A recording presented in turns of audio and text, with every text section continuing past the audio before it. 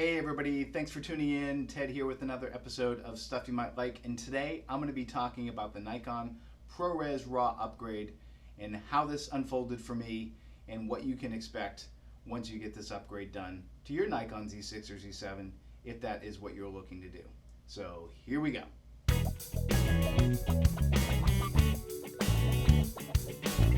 Okay, so just for a little backstory, I decided I was going to get this upgrade done to my Z6 right after Christmas. So on December 27th, I packaged my Nikon Z6 up after filling out the online paperwork, and I shipped it into Nikon. I knew I was going to be away for the holidays, so I wasn't too concerned about being without my camera for a couple of weeks, and I figured with the holidays, with Christmas and New Year's, Nikon would probably be a little bit slower to get this work done than what they normally would be. So the camera was received by Nikon on Tuesday, December 31st, and as I expected, they didn't perform any work on it the entire week of New Year's, or New Year's Day. I returned that week and I gave Nikon a call on Monday, January 6th, and they acknowledged receipt of the camera, and they got my verbal and online authorization to actually perform the work. That's a step that you will need to perform. Once they receive the camera, they will require an actual authorization from you. I'm not sure why they require that, considering I filled out all the paperwork and did the online form when I sent the camera in, but they require that nonetheless. On Tuesday, January 7th, they emailed me to let me know that the camera had been had the upgrade and everything was completed, and they would be shipping it back to me. And I received the camera back to me on Thursday, January 9th. So between the day that they started it, Tuesday, January 6th, and then the day I got it back, Thursday, January 9th, that's just 3 days. So they really came through on their promise of turning this camera around in pretty quick fashion. I suspect if you were to mail this in without a holiday following in the middle of the week, you'd probably get it back much quicker than what I did. But just keep that in mind when you do it. Next, I want to talk about the price. So as you may or may not know, that this upgrade is not free. It will cost you $199.95 for your Nikon Z6 or Z7, assuming that your camera was not bought as part of the Nikon Z6 Filmmakers Kit. If you bought your camera as part of that Filmmakers Kit, you can have this upgrade performed for free. You will need to contact Nikon and get your authorization to do so, but that is what they are advertising, that if you bought it as part of the Z6 Filmmakers Kit, it is covered under their upgrade plans. But for everyone else, it is a $200 upgrade. Now, you're also going to pay shipping costs back to you, and you're going to pay tax. So all told, it cost me about $230 to get this upgrade performed, and you can expect the same depending upon your municipality where you live and what taxes are. But shipping is going to be anywhere from $10 to $25, $30 depending upon how close or how far the Nikon Service Center is to you. So that's what you can expect with regard to what this upgrade costs. Now, once you get the upgrade performed to your camera, you're going to need an external recorder to actually handle recording the ProResRaw footage. The Nikon Z6 and Z7 cannot record ProResRaw footage internally in camera. You will need an external recorder to do that. And currently, the only recorder that can handle that is the Atomos Ninja 5. Now, Atomos has stated that a few additional recorders that they sell will be getting this feature set in the future, but at the moment it is just the Ninja 5, and you will need to be running the latest firmware to allow the Ninja 5 to record ProResRaw footage.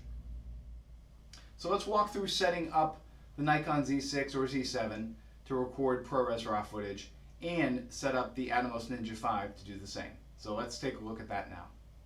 So with your Nikon Z6, you're going to want to go into the Setup menu under HDMI, and then go to Advanced, and you're going to want to go to Raw Output Options, and you're going to want to turn Raw Output to Enable, and then into Raw Output mode, you're going to want to select the output resolution that you're recording to. So once you make the change on your Z6 to record in ProResRaw, your Atomos Ninja recorder that is connected will automatically detect the change and throw up a dialog box telling you that an HDMI RAW signal has been detected. And at that point, you just need to click OK to enable recording with ProResRaw. And your recorder will reboot, and you'll now be recording in ProResRaw.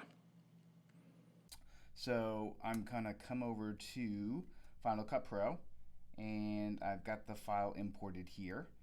And please note that first of all, you want to make sure your project or your library and your project are both in HDR format. So I'm gonna click on Modify here, and you'll see here I've got Wide Gamut HDR selected. And on my ProResRaw test project, I will select Wide Gamut HDR Rec 2020 PQ and tell it OK. Now I will drag my clip onto the timeline. And when you pull the clip down, you're going to have to choose the color space again. So I am going to set that to the one I previously set. Now you'll notice once you've got your clip on the timeline, if you come over here to your info screen, you've got a raw to log conversion setting, and currently there is not a setting for Nikon cameras, which is kind of a bummer. You can use one of these pre-populated other options like Canon log, DJI D-Log, Panasonic V-Log, or the two Sony S-Log settings. The Sony S-Log 3 S Gamut is not terrible, but for the sake of this, I'm just going to leave this off. And of course, you could apply any LUT that you've created or that you've used. The Nikon N-Log LUT does not look good when you apply it to your ProRes RAW footage, so I'll show you what that looks like there. It just obviously looks terrible, so I'm going to not use that. But with your clip selected, you can come over to the color settings, and I'm going to select color wheels, and I'm going to activate the scope. Click Command 7, and you'll see here the scope. I really underexposed this file when I was shooting it intentionally, so you could see the possibilities of what you can do. So with this set, let me move these out of the way.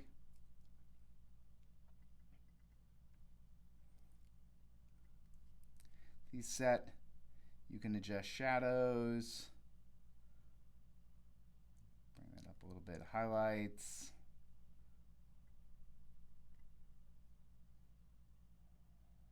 some midtones as well. Of course, you could just tweak your master if you wanted. I'm going to leave that where it was. And of course, you can adjust temperature and tint as well. So what you'll notice here is that the settings that you get to edit your ProRes RAW footage are nothing like what you would expect if you were editing a RAW photo. That could change in the future. We'll see what happens. DaVinci Resolve for Blackmagic RAW, it gives you a slightly different interface than this. It's more akin to what you'd expect if you were editing a RAW photo in Lightroom or a RAW photo editor. But for now, Final Cut Pro just limits you to the color wheels, shadows, highlights, midtones, and your master. And of course, you can adjust temperature and tint to compensate as well. So that is the Nikon ProRes RAW upgrade in a nutshell. What do you think? Are you looking to upgrade your Z6 or Z7 to be able to use ProRes RAW capabilities? Let me know down below in the comments. And as always, if you like this video, please click the thumbs up button. And if you haven't already, please click the subscribe button. And to everyone who has subscribed to date, thank you very much.